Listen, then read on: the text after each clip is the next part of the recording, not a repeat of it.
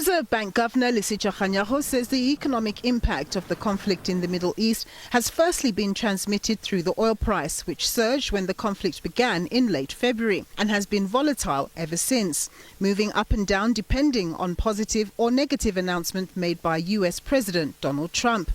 This transmission will most certainly be inflationary, but the governor says the Reserve Bank will only likely move upwards on interest rates if it sees that other prices apart from fuel are also going up in the economy, so-called second-round effects, and warns that the resultant high fertilizer costs for farmers may feed into food prices. This time round, the shock is complicated by the other part that you had mentioned, which is the price of fertilizer.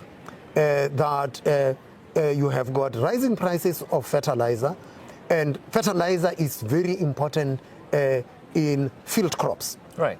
And so we are not dealing just with the oil price shock. You'll also deal with the shock from the fertilizer prices, and that would feed directly into food price inflation. The fortunate thing for South Africa at the moment is that we are out of our planting season. So if this thing is to be felt, it will be felt later in the year when we are doing the planting. So that is the channel through which this shock transmits. Kganyago says that while the local economy has had to contend with the economic shock as a result of the conflict, which included up to a 5% decline in the value of the rand, he says it comes at a time when the country's fundamentals are far better. He added that the country's lower inflation picture and fiscal consolidation, among other issues, mean it can better weather this current storm. He makes a comparison between this crisis and the Russia-Ukraine crisis of 2022.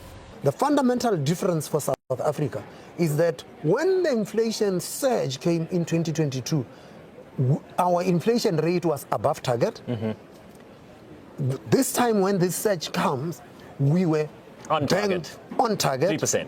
Two, yep. In 2022, our policy rate was negative in real terms, meaning the repo rate at the time was below inflation. This time around, the sub-policy rate is positive in real terms, and it's also higher than neutral. So we got into this shock with a monetary policy stance that was still restrictive, and that cushions us. In the short term, the price pressures for the local economy are looking very real, with diesel prices expected to rise by about 9 rand a litre in May, based on recent Central Energy Fund data.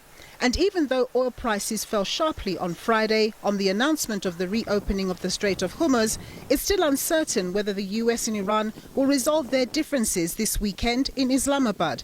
Uncertainty remains the name of the game. We will see how the Reserve Bank weighs the data in front of it when it next makes its call on interest rates in late May. Lesetja, SABC News, Johannesburg.